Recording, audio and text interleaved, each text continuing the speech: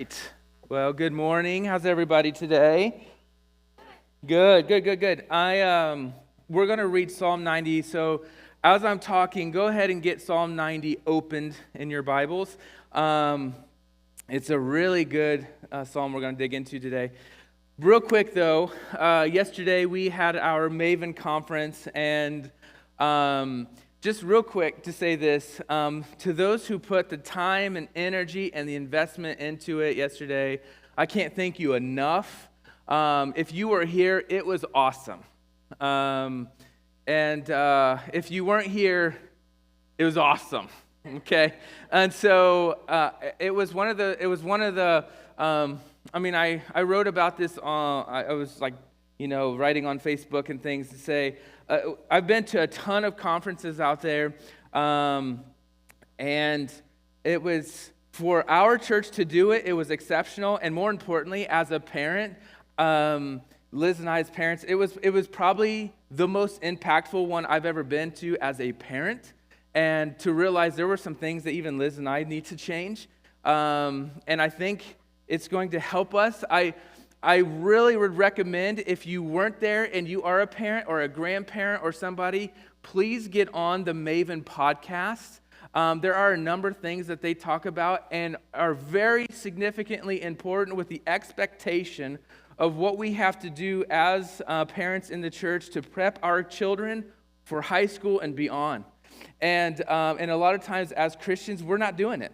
We're bringing them to church, and maybe we here and there do a devotion with them, but that's not good enough, because the expectation of what we are to do moving forward to help train and equip our kids so that they stay with Christ or stay in the faith, there are many significant things that we have to do as parents. And so it was fantastic. In my opinion, it was worth every dollar that we as a church spent to bring this here, and to those of you who were here and spent the money.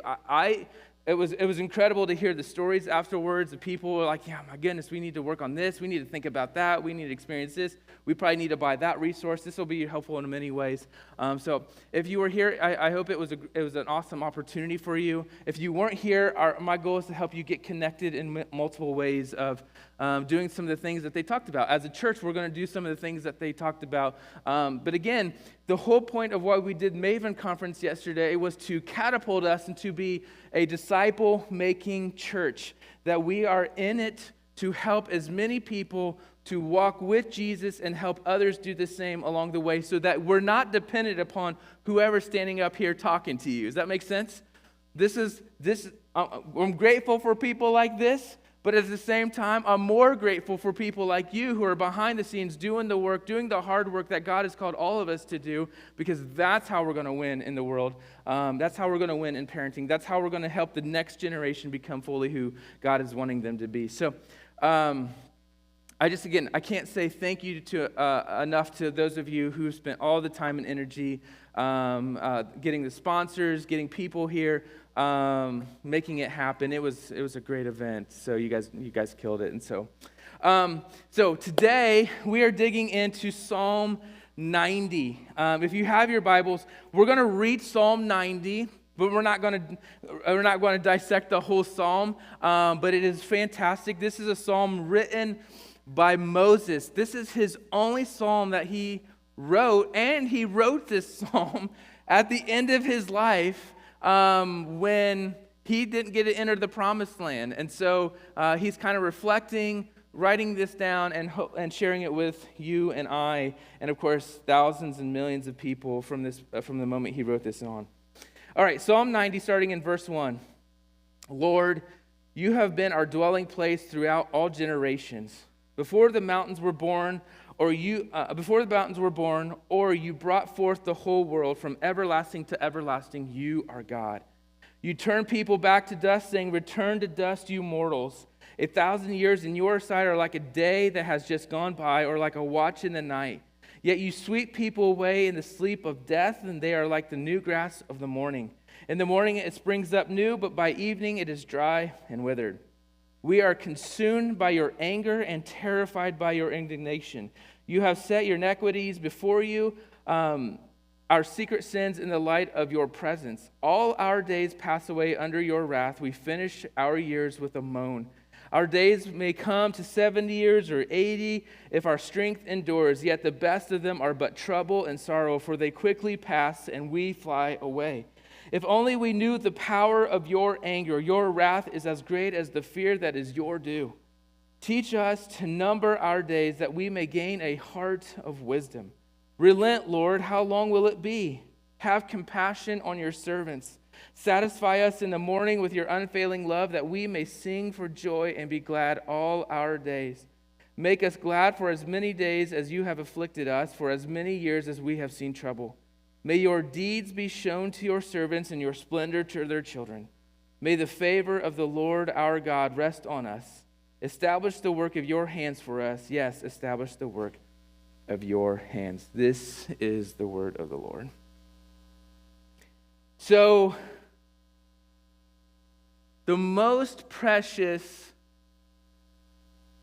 resource that you have in this world is not your money.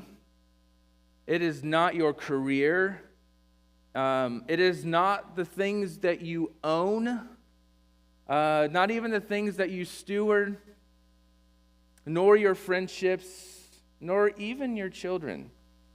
The most important resource in your life is time. Because it's the one resource you can never get back. So the question I want to propose today is this, what am I doing with my time? What am I doing with my time? And it's one of these sermons, like, listen, I have, as you can tell, like, I have notes, and I do this every week, and you know, who's ever up on the slides are the ones that are highlighted. I went through this a few times last night, and I was like, I just don't like my notes. So I'm just going to speak to you, and I guarantee you at 11 a.m. they're going to get something completely different. So if you want to come back, come on back. I want to dig into that day today because I want to be completely open and honest with you about the significance of why Moses was writing this. To start off, let's think about this. When you were a kid, and even kids to this day, it felt like Christmas took for eternity to get here. You know, like November gets here and you know Thanksgiving is around the corner. But what's so great about Thanksgiving is that Santa comes at the end of the Macy Days Parade. You know what I'm talking about? And when Santa comes, it's Christmas season. And when that happens, you're just like, oh my goodness. You know, I'm so stoked for Christmas. And as a kid, it just felt like every day was as long as the last year. As an adult, you're like, goodness gracious, wasn't it just Christmas yesterday? You know, like, what is happening here? It's more money I got to give out, you know, and things like that. This just becomes the world we live in. But it seems like as the older we get, the faster time flies, doesn't it? You know, like when you were a kid, it just seems like eternity. But as an adult, the days turn into hours, it seems like. Hours turn into minutes, and minutes turn into seconds. And then all of a sudden, you're like, what in the world?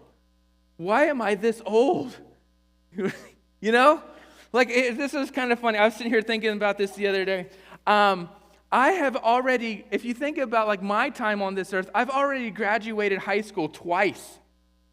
And I'm well on my way into the year 3, or my 3rd season going through this. This is how old I am. Like we had, and I know some of you are like, dude, you're not even old at all. I know, it's moving even faster for you, isn't it? Like, that's the crazy thing. And it's like, I get it. There's going to be a day when I'm 60. I'm like, what happened to me? You know, and just because, if I get to 60, hopefully, you know, like, those are those things that it seems like when you get going, you can't get time back. And if you ask people, and there's so many statistics and studies on this, I'm not going to bore you with any of those, but almost the number one theme that when people are at the end of their life, they're almost always saying, I wish I would have done more with the time that I had given. With the mindset of thinking, I wish I didn't work as hard. That is the common theme for people that are on their deathbed. I wish I didn't work as hard. or more importantly, I wish I didn't focus on work all the time because I missed out on so many of the things that are going on with my children and eventually my grandchildren and so on. Because that's all we do. And how many of us have thrown time away just because there's bad things going on in my life, and we waste it away with drugs and alcohol, horrible relationships that we've been in, because we didn't stop and think about what is going on in my life at that time, right? Come on, is anybody with me today? This makes sense, doesn't it? You can sit here now and think about your last week and how much time did you waste in this last week? You just wasted it because you're like, I was just trying to get to tomorrow. And when tomorrow got here, you're just like, I was trying to get to the next day.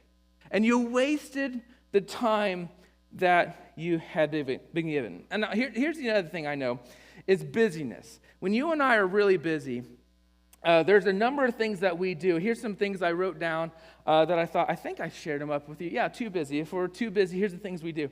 We say things like this: I might be 15 minutes late. You might just be too busy if you're saying, I may be 15 minutes late. I might have to leave early. Well, why do you have to leave early? Well, number one, they just don't want to be with you.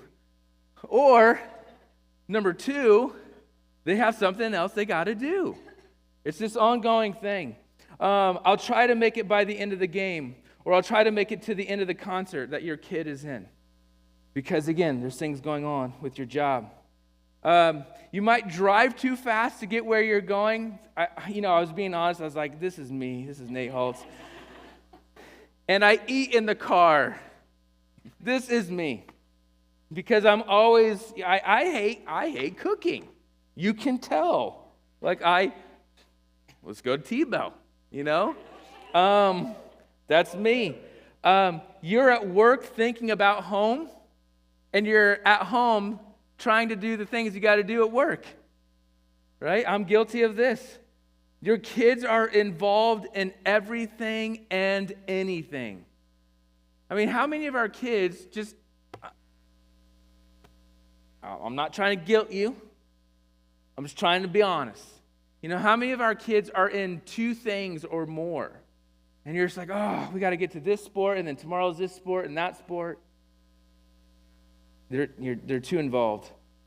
And this hits everybody, whether you're single or not. You don't know how to say no. You don't know how to say no. You're always saying yes. And I find that with people who are single, this is more common for you because you have time. And you're like, but I want to get involved and I want to be busy. As if busyness is holiness. And we live by that a lot, is that I'm not making a difference in this world unless I'm busy. And if I'm busy, then ultimately I know I'm doing God's will. And oftentimes, which is so funny to me, you often see Jesus withdrawing from the crowd to be with his Father.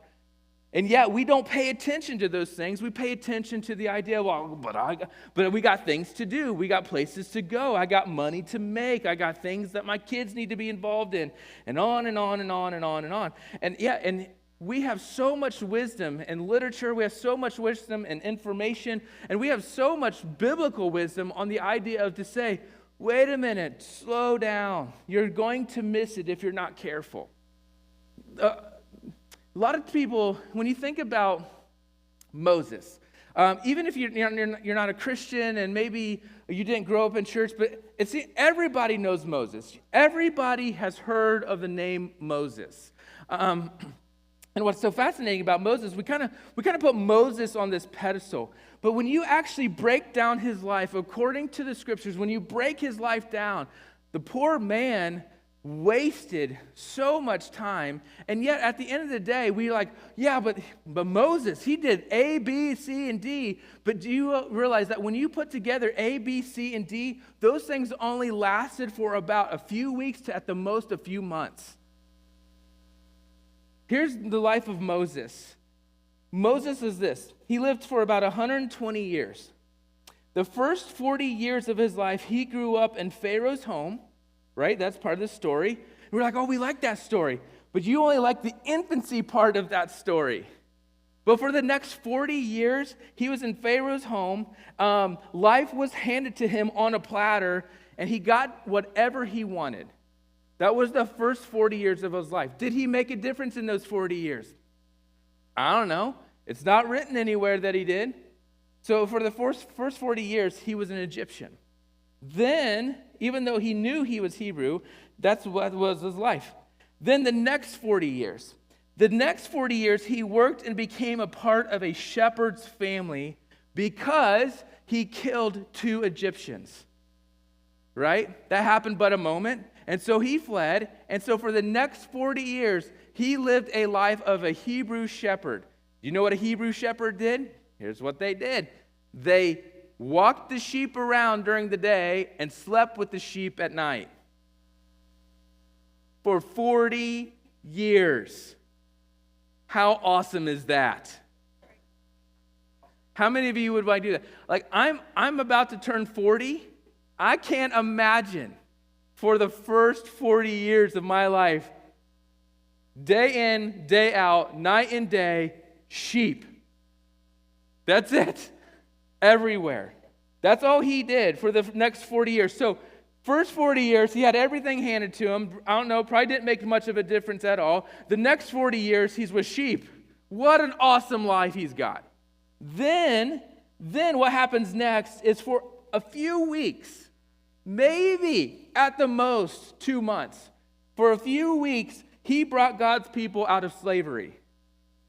Are y'all with me?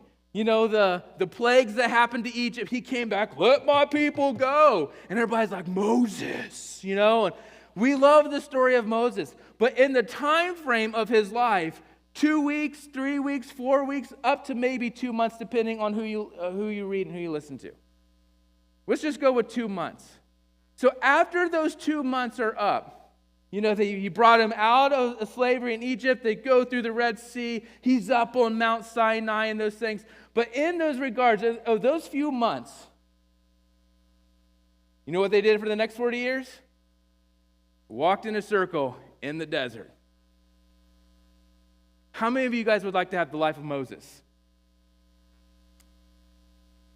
So he writes this letter, or he writes this psalm, because he's trying to be honest with the fact that at the end of his life, what did he do with it? I mean, there wasn't a whole lot. But you're like, well, God used him. Yes. But how many of us, it's not my notes. Like I said, this is fresh. Are always like, I want God to speak to me, and if God doesn't speak to me, maybe he doesn't exist. Maybe he's not real, or maybe he's got better things to do. And you wonder, like, how often did God speak to the people in the Bible? I mean, you realize that when Moses brought them out, and he's up on Mount Sinai, and the Israelites are doing awful things again, like they always would do. And then all of a sudden, all of these people, they heard the voice of the Lord. Like literally. There wasn't a metaphor. They literally heard the voice of the Lord coming down from the mountain, from the clouds. And they plead with Moses, do not let this happen again. We thought we were going to die. Right? And these are but moments in the life of people in the Old Testament. But moments of people in the New Testament. God talked to them all the time. Did he? Or was it just by moments? And we raise them up on a pedestal. If God can talk to them, why doesn't he talk to me? But what if he did? Or what if he does one time? What would that moment be like? And would you forget about it a week later? Because some other new circumstances came up in your life, and you're just kind of like, woe is me. How often do we go through life, and yet God reveals himself in multiple ways, through multiple things, through the scriptures, through people, through the church, and it does some incredible things in your life, and then 2 weeks later or 2 months later, you had completely forgotten. You're like, well, where's God in this? Did you not see what he just did in your life 2 weeks ago? Or have you forgotten that quickly? All this has to deal with time. And he's trying to help us to understand that time is beyond valuable, and you are running out of it. So what are you doing with what you've been given? What am I doing with what it's been given? And more importantly, what are we as a congregation doing with what we've been given together? And I think Moses is trying to make it very clear to us. Pay attention. Don't waste it, because you're not getting it back.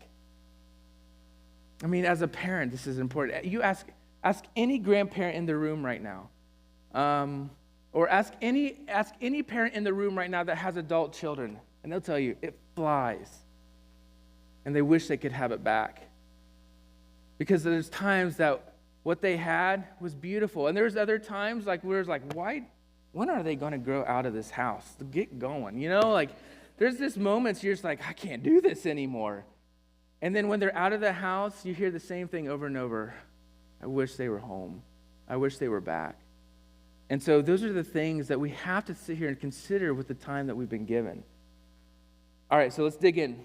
We're not going to read through the whole psalm. I read it to you, but we're going to look at the highlights. Psalm 90, verse 1. He begins the psalm like all psalms typically begin. Lord, through all the generations, you have been our home. Before the mountains were born, before you gave birth to the earth and the world, from beginning to end, you are God. In other words, he's making it very clear he is still in control, and he is the one who's created all things. There is no beginning to him. There is no end to him. He always was, he always is, and he always will be. And even the words I just used to you, was, is, will be, those are time-oriented words, as if like there was always, there was this moment where that God was created. There never was, because there was no such thing as time. Time was an invention created by Yahweh himself. The reason that you and I have a beginning and a continuation into the future is because he created that for us. But for him, the reason we have to use words like everlasting to everlasting, Alpha and Omega, beginning and end, was, is, will be, it's just for us to help us to understand that God always will be. But there was never a beginning because he created beginning. He always is, as in present tense. There is never a beginning. There is never a future for him. It just is. He is. And in that is moment, he has created all things. And you are a part of that creation. And when he created you on, day 6? That's when he was like, yes. Man, look what I did. This is good. This is really good. Like, you're not a mistake. This is a point in time that he created you to live in harmony and relationship with the creator of all things that always was, is, and will be, because he is. And in the is moment, you get to be a part of the is. Yes, you had a beginning, but you do not have an end. Do you know that? And so he's telling us, before the mountains were born, before you gave birth to the earth and the world, from beginning to the end, you are God. And so as he begins this, he's trying to help all of us that you are still the one that we worship and deserve and honor and glorify and put in place all things. You are in our life, and you will always be a part of us. And that's the significance of what he's running here. Now, when he says this next part, you got to keep in mind that God always is, and he's always great, and he's always magnified and glorified. Verse 3, he says, you turn people back to dust. And I always like to think of this part of the verse as like Gandalf the Grey in Lord of the Rings. You know what I'm talking about? You can't now your mind is already mixed up, isn't it? Return to dust, you mortals. You know? Because what's the significance of this moment? God is powerful, all-knowing, everywhere, at all times. You make sense? And you will return to dust. And I will return to dust. Now, to people who aren't followers of Jesus or maybe struggle with God, we're like, well, this is kind of a jerk moment. I mean, come on. If you're all great and all powerful, why are you sending us back to dust? Because you've dishonored him. You've turned your back on him. That's what sin does. Sin reminds us that we're mortal. And it shows us that we are in need of a creator. Guys, this is one of the most beautiful things that I can teach you, because if we go back to last week when we talked about pride and abiding in Psalm 1, when we begin to look at that pride elevates us to others, think of it this way. Whether you are red, yellow, black, or white, we're all precious in His sight. And you are the richest person on the earth or the poorest person on the earth. Every single one of us has the same outcome. You will decay. And yet we put such an emphasis on money and power, prestige, and who you hang out with, as if that means anything. And there you go, wasting time. Are you all with me yet? You turn people back to dust, saying, return to dust, you mortals. For you, meaning God, 1,000 years are a passing day, as brief as a few hours in the night. In other words, it's this beautiful picture that, it's referring to that 3 or 4 hours to Him is like 1,000 years. It always was. Again, what's the significance of the time here? The time is that He always is. There's not a moment that occurs that's like, oh yeah, this is really cool. I can't wait to get to this part. Well, guess what? This part is already occurring to Him. Because there's not a moment that He doesn't see in all of the existence that He's created. Everything is happening simultaneously to Him because there is not time for Him. He created it. And in His creation, He's not in it. He's just watching it, even though the watching it is occurring all at once. And so He's telling us, Moses is referring to this moment, that even if you get 70 years, even if you get 80 years, it is but a vapor in the wind. So what are we doing with the time we've been given? You sweep people away, verse 5, you sweep people away like dreams that disappear. They are like grass that springs up in the morning, and in the morning it blooms and flourishes, but by the evening it is dry and withered. His point that our life is so brief, common, quick, is that if you want significance in your life, it has to be with what God is doing in the midst of this life right now. And what is He doing with your life right now? And that's why this is really hard at times to understand. That's why some of you are like, oh God, man, I'm having a hard time sticking with you. Because you don't think this way. And whenever we struggle to think the way that we're talking about right now, things become kind of monotonous and boring, and we kind of just push it aside. And then when 40 years go by, you're like, man, I wish I was paying attention. See, that is called critical thinking. And somewhere along the way, Christians have to be critical thinkers. And we can't just, it's all about emotion. It's all about feeling. It's all about the heart. No, it's also about your mind. And somewhere along the way, we've got to put our brains back on and start asking ourselves the question, am I living a life to the standards that God is asking me to live, or am I just kind of floating through? And that's not the part we want to live. That's not the whole point of what we were trying to do. So skip down to verse 10. It says, 70 years are given to us. Some even live to 80, but even the best years are filled with pain and trouble, and soon they disappear and we fly away. Is anybody really excited to be in church today? This is kind of a bummer.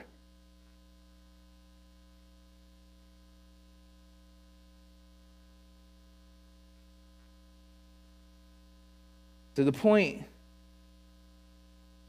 though, is that whatever we are going through in this world, in this life, it's worth it in the end, though. And the problem is that many of us can't see the end yet. Many of us aren't focusing on the end. But it's going to be worth it. The question is, if it's going to be worth it, and if you begin to focus on the end game, what are you doing with your life right now in order to get to the end? It changes everything, doesn't it? It really does. If you're just trying to go through life right now just to get by, You're going to miss so much. And then you're going to be one of those people at the end of your life that's going to say, I wish I had, and you're going to fill in the blank. I wish I never, and you're going to fill in the blank. But you don't have to have that conversation with yourself at the end of your life. You, today, as we're talking about this right now, you have an opportunity. You got this opportunity right now. You have breath in your lungs because God is allowing you to have breath in your lungs right now. And in that, you have an opportunity to say, okay, God, change me from the inside out. Help me to see what it is that you want me to see so that at the end of my life, I will hear the greatest words that I've been longing to hear, well done. Isn't that the goal of every Christian? Is anybody alive today? That is the goal. That is my goal. And it's not because I'm a pastor. I figured this out before I was a pastor. That is the goal. He goes on to say, who can comprehend the power of your anger? Your wrath is as awesome as the fear you deserve. There's two things I wanted to say because of this verse. Because again, if we're not careful, we're like, okay, well, God's wrathful and fear and awesome. How does that make sense? If we could see God as he is, we would give him the reverence he's due. I guarantee you. If you could see him, although you don't want to see him because it'd kill you, because of his holiness and our sin, they don't go together. It would kill us. But if you could see the magnificence of it, I mean, that's why you read sometimes Revelation. I know it's kind of a weird book, and we'll get into that in the future, I promise you. But if you get into Revelation chapter 2, chapter 3, chapter 4, John actually tries to write in his own words, in his own image, what he's seeing of this throne in heaven that is on like this sea of glass, and there are beasts everywhere, and there's these elders everywhere, and it's weird and it's magnificent. And there's power, he can't even describe what he's seeing. He's trying to do it in his earthly words, and yet this throne has lightning flashing from it, and at the same time, this powerful being wants an intimate relationship with you. If you could see that, it would change you forever, right? If we could see God as he is, we would be more careful with the time we have been allotted. Because it would change the notion of how we live our life, the decisions we make, the money we spend, the relationships we have, and where we are going. I'm telling you, the more that you dig into this abiding that we talked about in Psalm 1, the more you grasp the bigness and the greatness and the awesomeness of God, when you recognize that he holds your future in his hands, it would change the trajectory of so many things. But because we don't see that, we're not in that, we don't live that, we don't maybe understand that to the completeness of what it all is, we just float. And we get to the end of our life and we say, man, if I could do it all over again, here's what I'd do.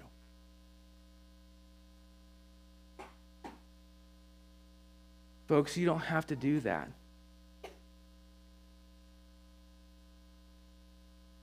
You can make the very difficult decisions now. You don't have to wait. But Nate, I'm 60 years old. Okay.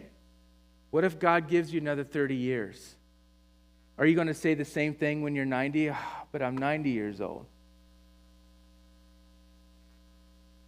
What are you waiting on? The fear of the Lord is real. The wrath of God is real. And we saw the wrath of God on Jesus.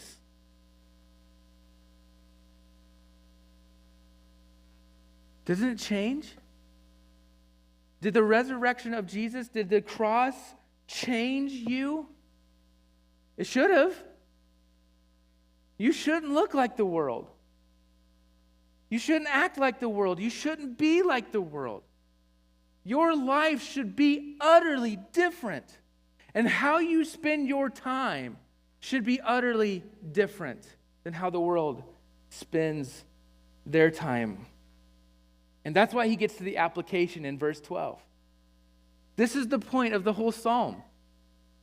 Teach us to realize the brevity of life. And other translations have, teach us to number our days. In other words, help us to understand that each day I've been given, I wake up and say, Lord, Father, thank you for this new day. Lord, help me to live it to the best of my abilities and to live it for you. May you show and reveal yourself today and be in the conversations that you want me to have with whoever that is. And then you begin your day. Every day should begin with this because every day of our lives are numbered. And women get this, don't you? When you get married, you know I have 208 days until I get married. 13 hours and 7 minutes. And 28, 29, 30 seconds, right? You get it. You've got that baby counted down. The man's like, we're getting married in 208 days? What month is that again? Right? And you're ticked off and angry at them, and they're like not doing their part, and it isn't until the month later that they finally do something. You're like, it's going to be done like 3 months ago. You know, I had a countdown, and you weren't paying attention. I don't know if I want to marry you now. No, I do. I want to marry you because I want to get that wedding dress. Right? Women getting it. But what if we all would get it when it comes to the understanding of the fact that we know our days are numbered? There is an end date. That's why every tombstone has a slash in between the two numbers. There's an end date. Every one of us will stop breathing. You know, and the funny thing is that I'm always amazed by how many people are struggling with, why would God allow this to happen? Because every human being on earth has always died. I get it. I'm not saying that it doesn't hurt. But it's amazing to me how many people walk away from faith or are angry with God. If God does exist, why would he allow this to happen? Because everybody dies. Everybody dies. It's not a shock. But the shock does come, like if it's, a younger person, a child. Yeah, absolutely. And that is painful and hurting. And absolutely, and you do. There's this moment you can be angry. He gives us this emotion to be angry. But the idea isn't to walk away from him. It's to walk to him in your anger. Let him heal from the inside out. Let him do the things he's called us to do. But every human being on earth has an end date. Why is that important? Because the second half of the verse, so that we may grow in wisdom. Teach us to number our days, so that we may gain a heart of wisdom. That's the one. That's what I got memorized.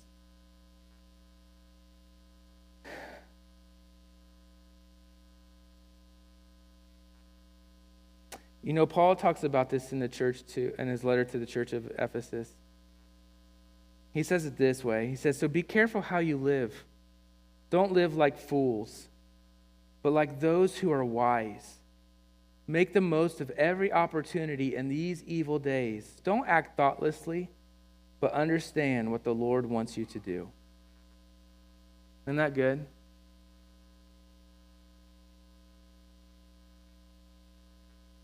And I know what maybe some of you are thinking.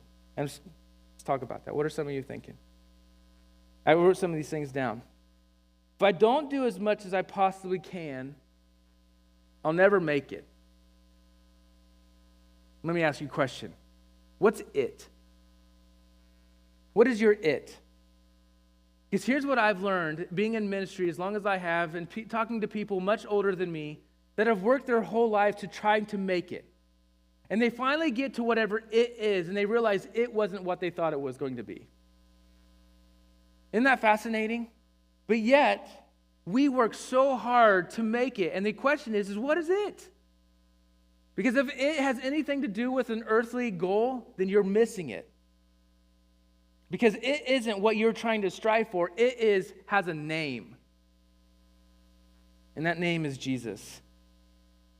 If I don't do as much as I possibly can, I'll fall behind. Who? Who are you going to fall behind from? What are you going to fall behind from? Again, it doesn't make sense to me. I'll fall behind. Who? Who are you going to fall behind? Because I will always tell you that there are going to be people, if you think you're going to fall behind, that are still going to be behind you. Whatever that even means. I don't know, if I don't do as much as I possibly can, I'll be poor. Now, I know this doesn't affect everybody, but the question is have you defined what poor is? Because here's the reality. I grew up pretty poor. I did. I grew up in a family that was fairly poor. You know, they didn't have college degrees. They were just working minimum wage jobs. We were living in a house that we rented and that we had to share a bedroom with, and all kinds of things going on in the house. But I can tell you this, I never knew I was poor. You know why I never knew I was poor? Because they never told me I was poor. Because the idea of a relationship with God and a relationship with one another is the key. It's not about what you have. It's not about what you own. It's about whose you are. And I never knew I was poor until somebody told me, wow, you don't have a lot of stuff. What does that even mean? Well, you're poor. What is poor?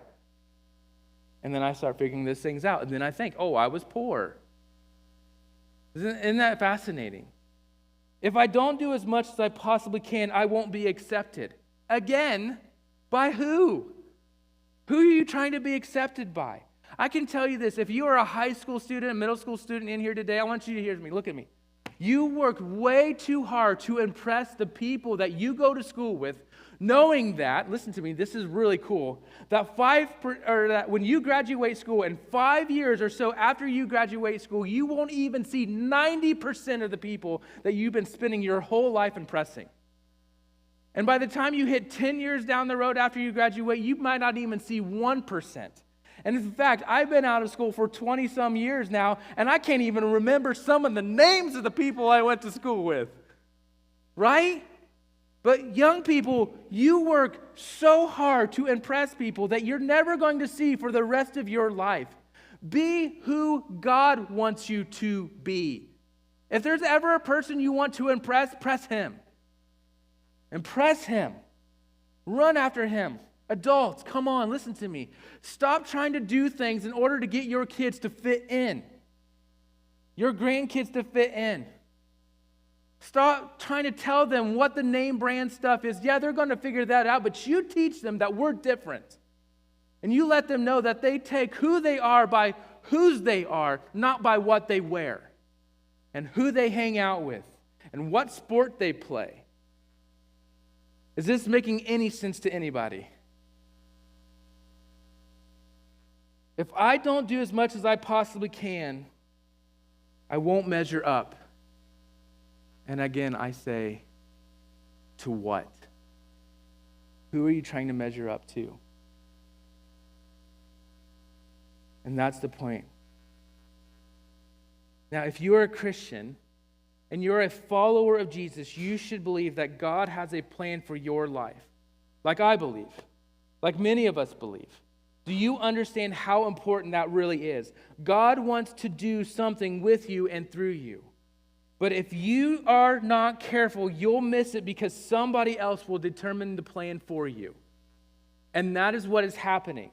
Our culture is really good at determining your plan, right? Because our culture is telling you what you should wear, what you should do, how much money you should have, where you should go to school, and every other thing in the book. Culture is really good at determining your time, but God is even better. And at the end of the day, God created you for such a time as this. And the question I want you to know is that are you spending that time trying to work with what God is wanting to do in your life so that He can do something in somebody else's life that's going to transform families and friends and jobs and cultures because you've decided that with the time that I've been given, I'm going to spend it with Him. I'm going to abide in Him, or am I going to live in pride? Because you don't get this back. And I'm trying to tell you, I love it. I love that I'm 40 years old now because when I was a 20-year-old, what a dummy I was. And I guarantee you, when I turn 60 someday, I'm going to be like, what was I thinking at 40? but it's because I'm closer to him every day of my life than I was today, than I was yesterday. In other words, let me say it this way. I don't have time to impress you anymore because I'm running out of it. You know who I want to impress? Yahweh. The one that holds my eternity in his hands. Because God is everlasting to everlasting. I need you to hear me. Although you had a beginning, you are forever now. And you will live forever in one way or another. And it all matters and it all comes down to the time that you've been given now. You don't know when your end date is on this earth. So why play Russian roulette? Why? Do something now. Well, Nate, what am I supposed to do now? Great question. Might I recommend the number one bestseller on the market and in the world, the Bible. And that will tell you what it is you are to do. Might I also recommend you be in community with us as a congregation. Why? Because that will also help you to know what you are to do. In a few weeks, we're going to be launching our new groups. And we want to get that out to you. But that will also help you.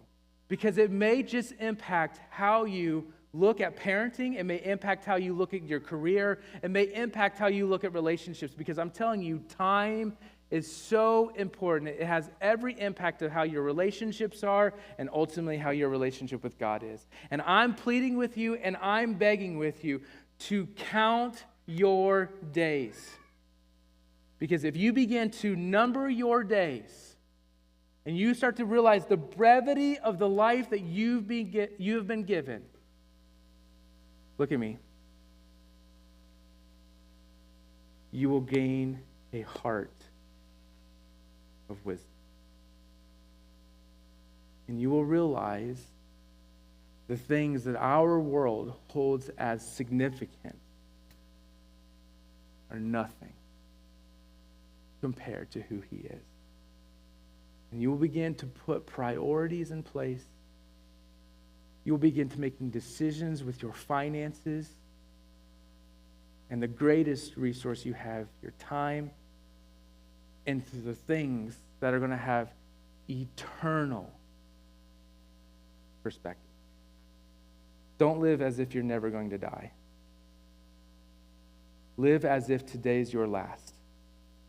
And if today is your last, I want you to think, I gave it my all for his glory, for his goodness, to pass on the hope that I have in him.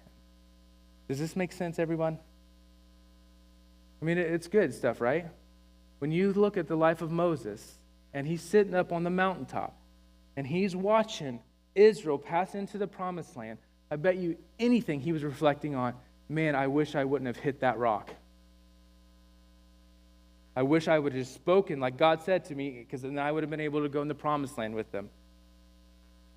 But because he disobeyed God and did it his way, there's consequences.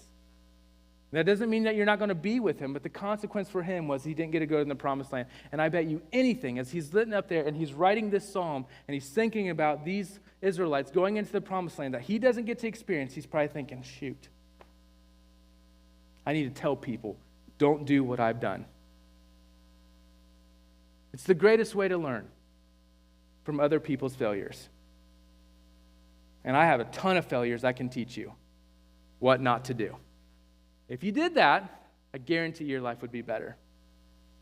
And life is hard, everyone, and you don't get it back. Make the most of every opportunity. And today, understand that God has given you today, not tomorrow, he's given you today. And in today, live it to your fullest and tell the world of the hope that you have in Jesus. And if perhaps you wake up tomorrow morning and it's a new day and Jesus hasn't come and you're still here, you say, God, thank you for another day. Now help me to live my life for you to understand that I may not have tomorrow, but I have today. Therefore, give me wisdom and help me to change the world. All right, here's your homework. Number 1, talk about one of the happiest times in your life. What was your schedule like during that period? Think about that. You might have to be like, oh, shoot, I don't remember. But maybe you do. Number 2, what is one thing you need to add and subtract from your schedule in order to live as if your days are numbered? What is one thing you need to add or subtract? Can I give you a piece of wisdom that somebody's taught me? Whenever you say yes to something, you're always saying no to something else. So if you say yes to something over here, you're saying no to something else over here. Be intentional on what you say yes to and what you're saying no to. And number 3, what is the one thing you can do this week to begin to create margin in your schedule? Let me pray for you. Lord Jesus, thank you for what you've done and what you're doing in the life of this congregation. Thank you for what you're doing in the lives of families in here. God, I'm beyond grateful for what had happened yesterday, that this is just a continuation of the next steps of what it is to be a congregation that's wanting to make fully devoted followers of Jesus, that we are moving in a direction to help people to walk in the ways of you, that we can teach and show the next generation of young people, whether they're coming into this world or whether they're in elementary right now or whether they're even in high school right now, that we want to be a congregation that just pours into this next generation so that they understand whose they are in Christ and who they will be moving forward as an adult, as a follower of Jesus, that they understand that they are a son and daughter of the King of the Most High. Help us as adults to live in community with one another, to live as if our days are numbered so that we may gain a heart of wisdom.